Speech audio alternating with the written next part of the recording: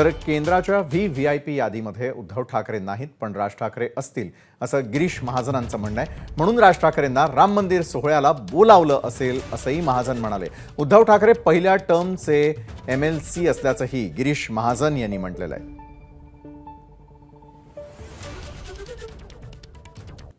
नाही, मला वाटतं तिथे अयोध्येला 8,000 ते 8,500 लोकांना पासेस आलेले आहेत, त्यांना निमंत्रण आले, त्यांना बोलवलेलं आहे.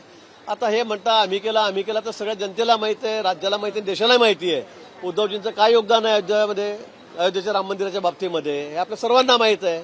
आणि म्हणून त्यांना जरी वाटत असेल आपण व्हीव्हीआयपी आहोत, पण केंद्र सरकारच्या यादीमध्ये ते त्या ठिकाणी नसतील, त्यामुळे त्यांना बोलवलं नाही. त्यात सारे आमदार आहेत, MLC आहेत, पहिल्याच टर्मचे आहेत. आणि म्हणून मला वाटतं की हा काही चर्चेचा विषय होऊ शकत नाही.